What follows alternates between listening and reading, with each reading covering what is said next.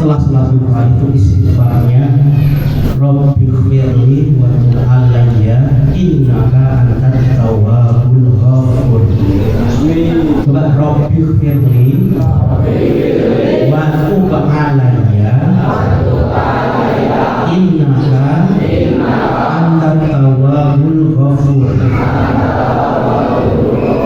Rabbighfirli wa tub alayya innaka antat tawwabul ghafur.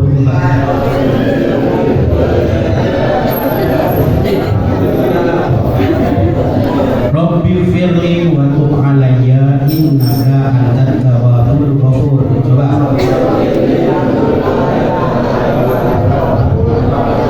Rabbighfirli wa tub alayya innaka antat tawwabul ghafur. Itu 100 kali kalau Rasulullah setelah melakukan dibaca 100 kali kemudian berdoa. Tapi nanti kalau 100 kali nanti kebanyakan nanti mungkin bisa kita baca secukupnya saja. Itu ya.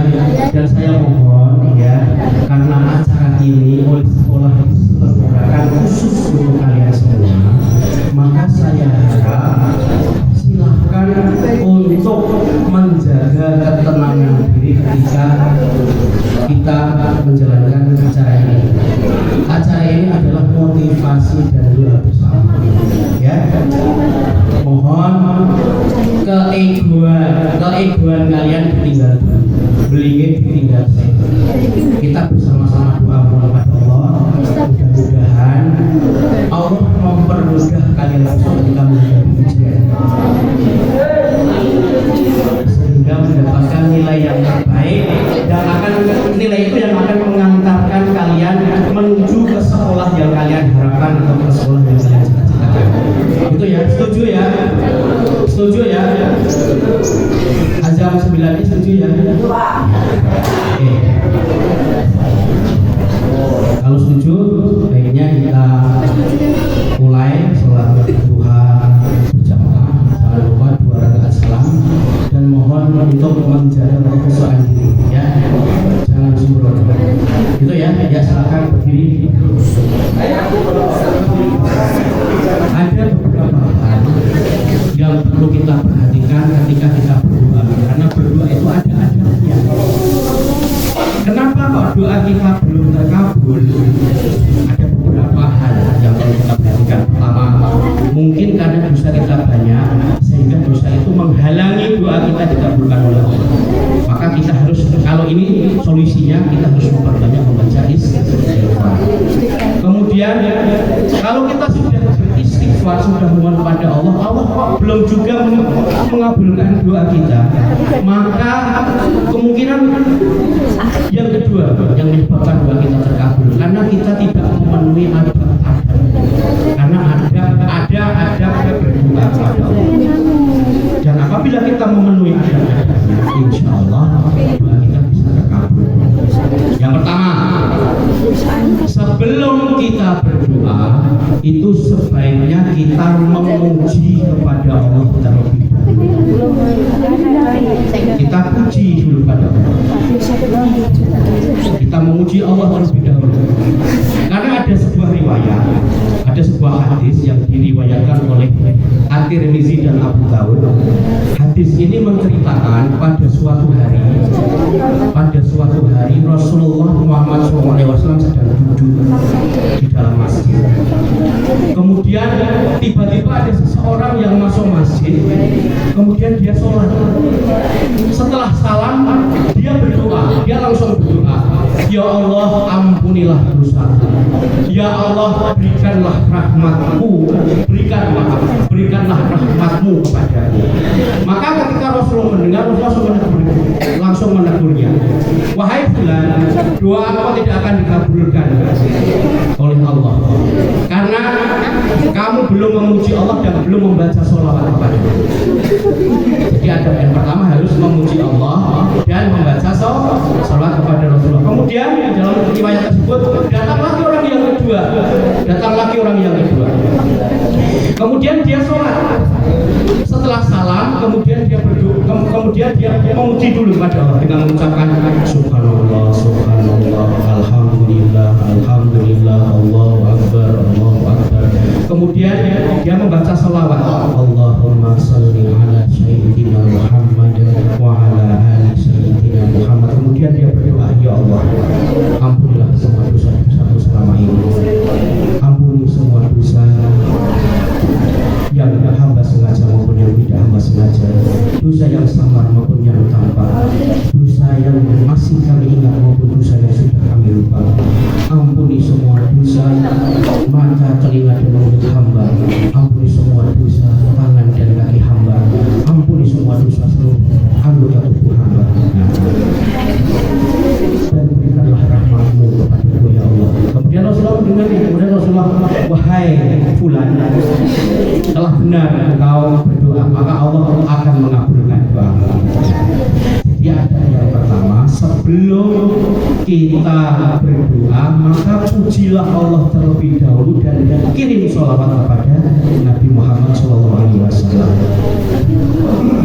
Mujinya bisa pakai, makanya tadi Pak Ghazali pas berdoa diawali dengan alhamdulillahirabbil alamin, hamdan syakirin, hamdan na'imin, hamdan yu'afi ni'amahu wa yu'afi mazidah, ya rabbana lakal hamdu kama yanbaghi li jalalil karim wa azimi sultanik. Itu pujian. Kemudian dilanjutkan, Allahumma salli wa sallim ala sayyidina Muhammad wa ala ali sayyidina Muhammad. Kemudian baru berdoa. Itu pujian.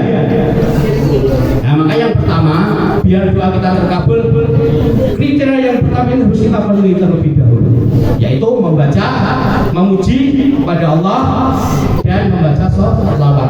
Pujian pada Allah itu sangat banyak. Kita bisa membaca alhamdulillah, bisa membaca subhanallah, bisa membaca Allahu akbar, juga bisa membaca asmaul husna. Ya Allah, ya Rahman, ya Rahim, ya Hayyu ya Qayyum bi rahmatika astaghits. Itu juga pujian. Ya Allah, ya Rahman, ya Rahim, ya Hayyu ya Qayyum bi rahmatika astaghits. Itu juga pujian. Kemudian Allahumma shalli wa sallim ala sayyidina Muhammad wa ala ali sayyidina Muhammad. Nah, itu ada aturannya kalau berdoa. Puji Allah terlebih dahulu, baca sholawat, kemudian kita berdoa. Kayak duwe nang jaluk utawa minta sesuatu kepada teman kita, kan kita ngomong sih, "Ge orang jaluk kan cantik, kan bagus." Nah, kamu kan baik hati. Nah, dipuji dulu, ojo langsung. Nah, itu rampas ini rapor. Itu ya. Itu yang pertama. Baca puji-pujian kepada Allah dan baca selawat. Yang kedua, untuk yang kedua ini kita harus berdoanya di waktu-waktu yang mustajab. Ya, kita harus tahu waktu-waktu yang mustajab. Karena banyak sekali waktu yang mustajab itu. Ada yang tahu? Setelah di antara azan dan iqamah, setelah habis sholat, kemudian setelah atau sepertiga malam terakhir, atau ada waktu yang sangat istimewa. Tiap hari ada. Namanya waktu sahar. Waktu sahar itu adalah kira-kira 20 menit sebelum azan subuh. Itu pada waktu sahar ini setiap hari Allah turun ke langit dunia. Pada waktu ini setiap hari loh ini Allah turun ke langit dunia, kemudian Allah berfirman, siapa yang memohon ampun kepadaku pada saat ini maka akan aku ampuni. Siapa yang bertobat kepadaku maka akan aku terima tobatnya. Siapa yang meminta kepadaku maka akan aku kabulkan permintaannya. Nah, itu waktu sahar. Ingat 20 menit sebelum subuh. Maka biasakan bangun sebelum subuh harus sudah bangun. Dan amalan ini ya, amalan yang paling bagus di waktu ini bukan sholat tahajud, bukan membaca Al-Quran, tetapi amalan yang paling bagus di saat atau di waktu sahar adalah membaca istighfar. Bahkan Allah menjanjikan di dalam Al-Quran suratnya, kalau antara surat Al-Imran ada di situ, kemudian surat apa itu Pak Ghazali lupa. Itu siapa yang beristighfar di waktu sahar, maka Allah akan memberikan taman-taman surga. Ya. Orang yang membaca istighfar di waktu sahar, maka Allah menjanjikan taman-taman surga untuk mereka. Maka silakan ini diambil waktu ini, bangun, kasih alarmnya dipasang, bangun di waktu ini. Nek gak tahajud ya baca istighfar saja. Astagfirullahaladzim, ya Allah, banyak dosa hamba ya Allah. Astagfirullahaladzim, astagfirullahaladzim. Itu ya. Kemudian setelah baca Al-Quran itu juga waktu yang sangat mustajab. Dalam sebuah hadis diriwayatkan, barang siapa yang selesai membaca Al-Quran kemudian dia berdoa, maka 4.000 malaikat turun untuk mengaminkan doanya. Ya, itu ya, 4.000 malaikat akan mengaminkan doanya. Ya. Kami ucapkan selamat datang kepada Bapak Kiai Haji Dr. Andes Faiz Sabani yang hadir di masjid ini.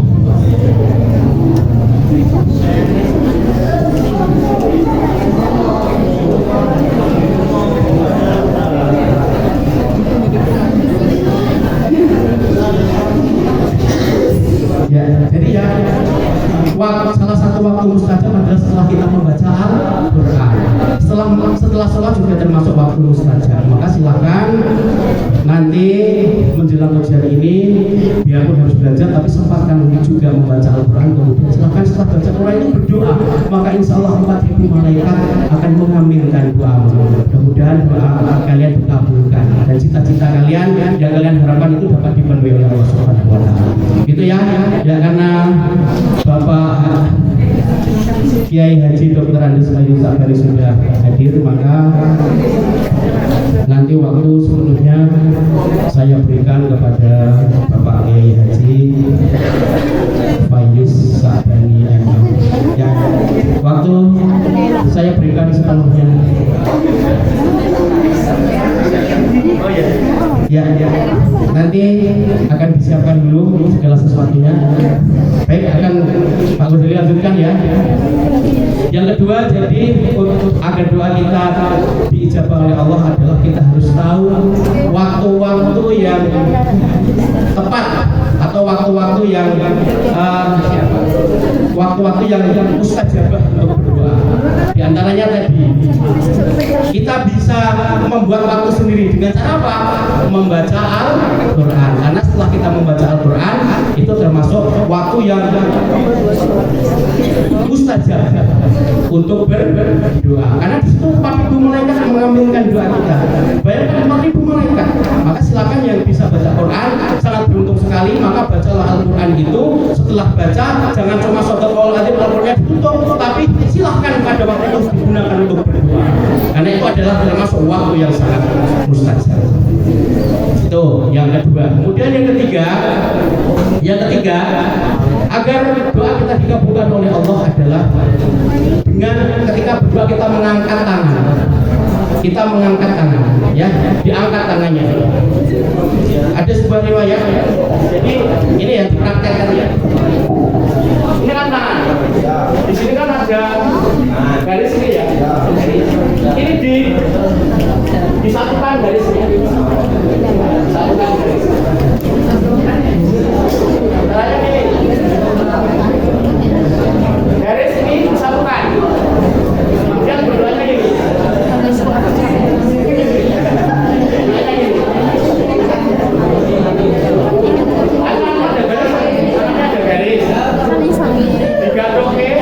Kemudian doa gitu ya, digadokin tangannya garis ini digadokin kemudian kita berdoa. Kenapa? Ada sebuah hadis yang juga diriwayatkan oleh Abu Daud dan Tirmizi.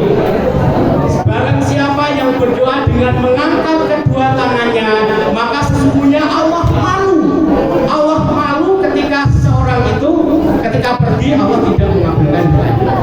Jadi ini digadokin tangannya diangkat, jangan lupa, jangan gini, tapi gini, diangkat.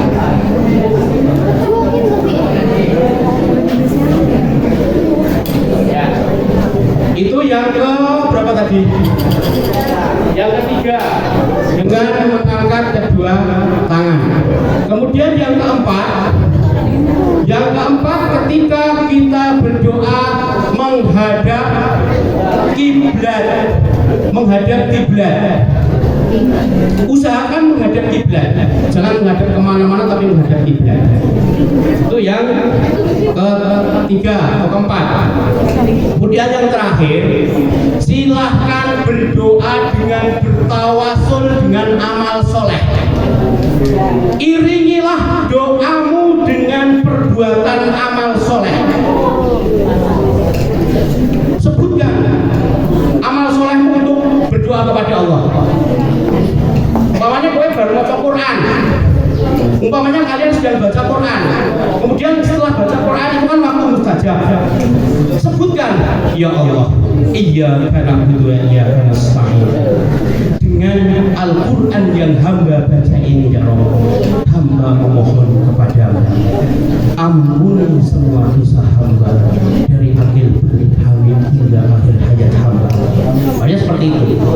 Sebutkan, umpamanya gue membantu orang tua, ya sebutkan, ya Allah, hari ini saya telah membantu kedua orang tuaku, ya Allah, mudah-mudahan dengan itu, ya Allah, hamba memohon kepadamu. Nah, sebutkan amal soleh.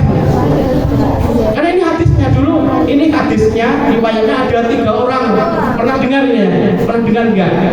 Ada 3 orang yang melakukan perjalanan karena kemalaman, dia masuk istirahat ke dalam gua. Tapi tiba-tiba gua tersebut kejatuhan batu pintunya sehingga tertutup. Mereka sudah berusaha untuk mengeluarkan batu itu, mendorong batu itu dengan sekuat tenaga. Usahanya sia-sia, batu tak tergeser sedikit pun.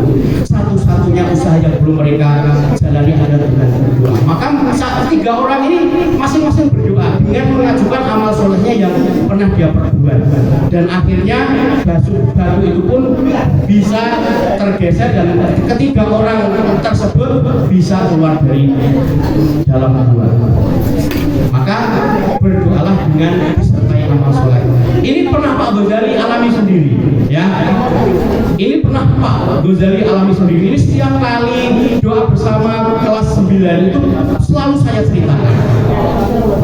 Dulu Pak Ghazali kan masuk di SMP 1 Negeri Ponjong ini tahun 2004. Itu masih honorer, ya.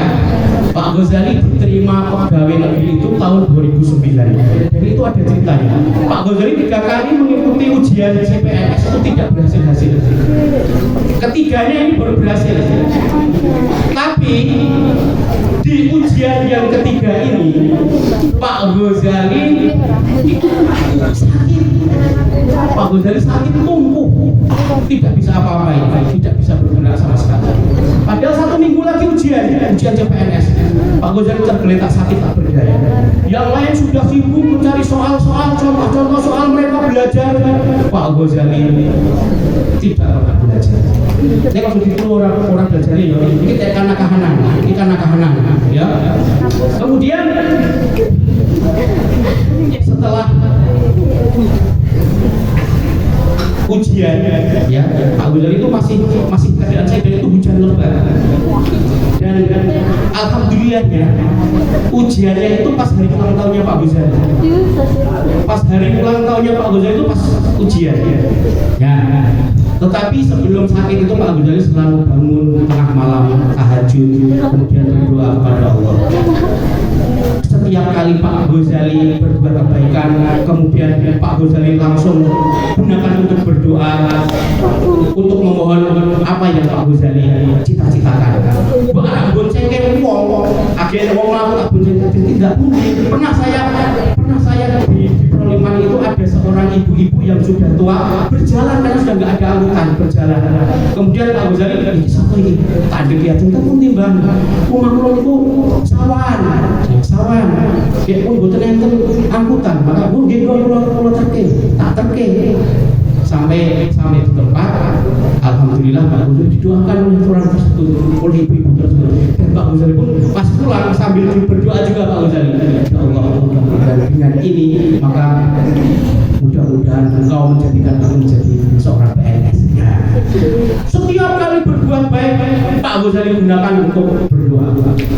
Ini tips dari Pak Ghazali. Akhirnya ketika ujian itu pun saya masih tergeletak sakit, masih belum fit. Pak Ghazali sanggupnya apa? Orang soal, tapi sarungnya bangsa minyak kampak, counterpan, Remason, tak bawa kabeh. Jaketnya pakai jaketnya double 2. Wis koyo ngarep yang ini yang salju itu. Pak ada hujan pakai mantel bulu kali kutancek nih. Akhirnya datang. Dan itu pun terlambat Pak dari sampai sana sudah terlambat setengah jam. Soal yang dikerjakan itu 250 nomor, ya 250 nomor. Waktunya cuma kalau nggak salah kalau nggak 2,5 jam ya 3 jam. Pak Wil udah dengan setengah jam. Itu pun Pak Wil tekanan terbesar kleru. Ternyata setelah dilihat tempat duduknya ternyata bukan tempat duduknya Pak Wil. Metu meneh ke kelas karena Pak Wil dulu jadi di Mandua, Wonosari. Kemudian memastikan nomornya mana karena dulu yang mengambilkan nomor ujian itu istri Pak Ghazali karena pada saat itu Pak Ghazali masih sakit. Sehingga dari tempat ujian itu istri saya. Nah akhirnya ketika setelah ujian pada saat bulan Desember tahun 2008 ya, Desember 2008 itu pengumuman ujiannya, dan itu kabarnya kan pengumumannya akan disiarkan akan dimuat di surat kabar Kedaulatan Rakyat. Tapi ternyata tidak dimuat di surat kabar, tapi lewat internet, lewat apa? Dan itu pun Pak Ghazali tahunya Pak Ghazali dari Mbak Riana ini dulu sejarahnya. Pas Pak Ghazali pulang dulu pas Desember itu pas ujian akhir semester, Pak Ghazali pulang sampai Bali Sumber Giri itu ditelepon Mbak Riana, Mas, iya Mbak, selamat yo, sama-sama topo, jangan ketopo.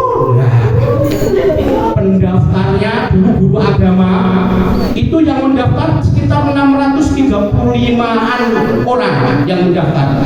Cuma diambil ranking 1 sampai ranking 20 karena yang dibutuhkan 20 orang. Dan alhamdulillah Allah selalu memberikan rezeki itu dengan cara yang tidak disangka-sangka dan tidak diduga-duga. Pak Ghazali ranking 3 dari 635 Pak Ghazali ranking 3. Itu tipsnya biar apa? Biar terkabul. Dan Allah akan memberikan bukan cuma sesuai harapanmu tapi melebihi harapanmu. Setelah dapat kabar Pak Ghazali pulang ngabari istri dong, Bu, alhamdulillah ketompol. Terus divisi, Pak, aku hamil. Wah, Azam ini, Azam dalam kandungan. Pas Allah memberikan kabar dua kebaikan lulus atau diterima PNS dan diberi rezeki anak, ya. Waktunya sama, Allah akan memberikan melebihi dari apa yang kamu harapkan, bukan cuma sesuai dengan apa yang kamu harapkan, tapi terkadang Allah akan memberikan melebihi dengan apa yang kamu harapkan. Selain itu juga setelah penerimaan SK jadi semua guru yang di Gunung Kidul ini SK-nya itu anehnya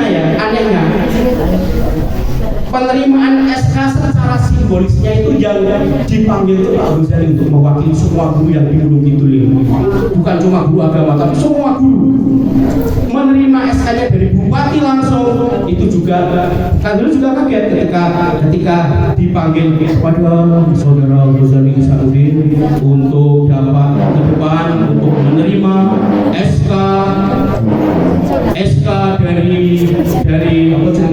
dari guru, ya, perwakilan dari guru. Jadi yang mewakili pun Pak Ghazali.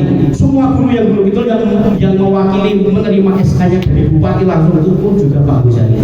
Dan Pak Ghazali alhamdulillah ketika pengumuman penempatan Pak Ghazali juga ditempatkan lagi di SMP 1 Pojok.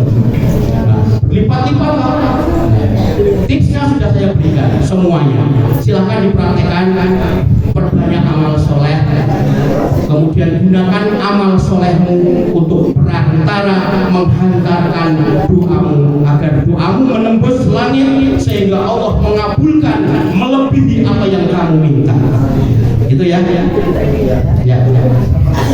Ubahlah sekarang paling tidak 5 hari ini silahkan ibadahnya ditingkatkan, sikapnya juga diperbaiki.